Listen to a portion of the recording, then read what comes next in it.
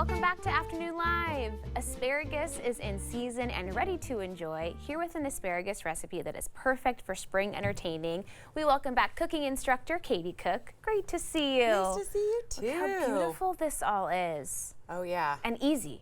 Super easy. Okay. Super easy.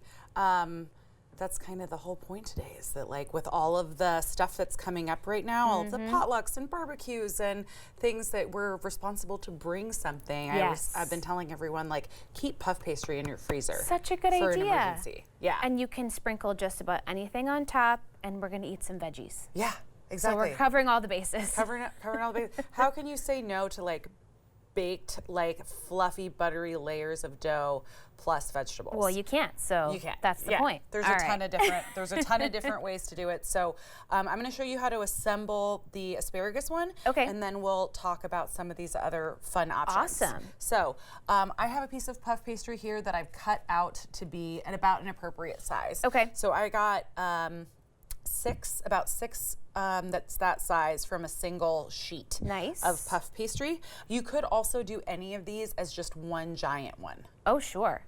Yeah. There you go. Yes. Options. Okay. So I have some very fresh, beautiful local asparagus. Those are beautiful. When you're snapping these, try not to snap from the middle, because then you might waste some usable product down here at the bottom. So kind of find your end and then go just about an inch or two away from it and then snap. Okay. And you'll see it'll break where it's supposed to. Right. It'll break where it's supposed to. Now most asparagus is going to be around this size. Yeah. So these might be the kind of thing that you like cut in half. There you go. And we'll just lay them face down so no one can Make really it work. see. So this will get tossed in a little bit of olive oil, some salt and pepper. Okay. We're gonna do a little bit of lemon zest. Oh, nice. Love that. Yeah, and make sure you're not going down too far on here. You'll notice I'm only taking the shiny off. I'm not actually going down to white, because that's gonna be bitter. That's the pith. Yucky. We don't want that. Yeah, we don't want that. Okay. And then I'm gonna cut this in half, because after this comes out, I can absolutely go in and like do a little lemon juice over that. Sure. I don't wanna do it now, because it will, it'll keep these from getting the color we want. We don't wanna add extra moisture to that. Perfect. So then from here, you can take a little bit of oil or egg wash and literally just brush the whole thing. Okay. And then this is going to puff up anywhere that you don't have vegetables. Okay. Or cheese, or whatever you're doing. Sure. So I have a mixture of gruyere and parmesan here. Oh, so good. No big deal. So I'm gonna good. lay down like a little bit of that. The lemon smells so good. Oh my gosh, it really does. Just a little bit of that. And then you could have them all going the same direction. I like to find like about where it's gonna be. So this is maybe the longest I want any of my asparagus to be. And then I can just pop off. Oh, there you go.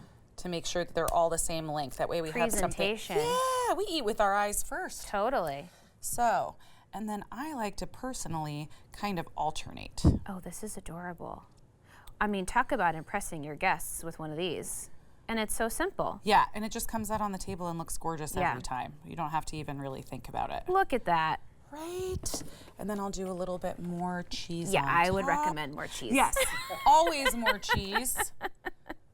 We know what we're doing here. That seems We're like the right professionals. idea. Okay. And then I'm gonna go in with a little bit more salt. Okay. If you have like a fancy salt that someone gifted you, like people give me ingredients all the time. Yeah. Like, oh, here I got you some truffle salt, or I went to Hawaii and I got some black lava fancy, you know, Hawaiian salt. This is a good place to showcase that. Oh, beautiful. Kind of like what a on great top idea. of focaccia or on top of bread. So this will literally just go into the oven like this and bake for 15 to 20 minutes until everything is puffed and beautiful and golden. So that's like your basic one. If you want, you can fold up and do fun things with the edges, kind of like I did here with these rhubarb ones. Oh. So this is the same, these are all the same premise. Okay. So there's our asparagus tart. This I mixed cream cheese with some powdered sugar and vanilla. Whoa. And did that underneath. And then I just macerated some fresh rhubarb. Yum. Okay. Not too bad. Wow. I've got goat cheese under this one, and then golden and red beets. Oh my You need to roast them beforehand. Like anything that's not going to cook. A beet's not going to cook in 15 minutes. No, it's not. So you would want to make sure to steam or roast those beforehand and then peel them and slice them. Good idea. This one I really love. At the farm, we made nettle pesto. And so this is nettle pesto with fennel, shaved fennel and shiitake mushrooms and spring onions and cheese. And then over here, I mixed goat cheese with harissa and did honey roasted carrots with Mama Lil's peppers. Wow. This one is more of the gruyere and parmesan with tomatoes, and then I did like a little bit of Korean barbecue sauce on that one. Holy cow. So like you could go anywhere with this. You did it all. Yeah. Okay. Well, the possibilities are endless. Now what's over here? We're going to garnish a little bit? Yeah.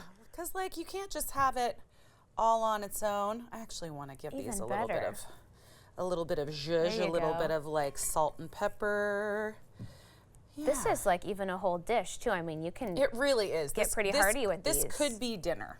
This Totally. could be dinner. In the recipe that I shared with your show, I talked about how when that comes out of the oven to dress some like fresh pea shoots. And do that over top. I just got these microgreens because they looked so cute. I like anything tiny. It's kind of like dollhouse syndrome.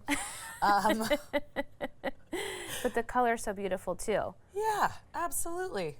We're sneaking in more vegetables I everywhere love it we though. go. I mean, you just showed us what 1, 2, 3, 4, 5, like 6 different ways to do this. Yeah. And they all So look I'm like this with a salad. That's why I brought my greens out. This with a salad is a meal. You could like cut this into pieces, almost like a crouton, and like do it on top. Okay. Is there one of these you wanted to try? Which one do you recommend a quick bite of before we go? Let's do the rhubarb one. I know you like sweets. It looks so cute. I know you like sweet things. I love all the things. Look at this. For you? Cheers, my friend. Cheers. Oh my gosh. The perfect crunch on there. Right? Not too shabby.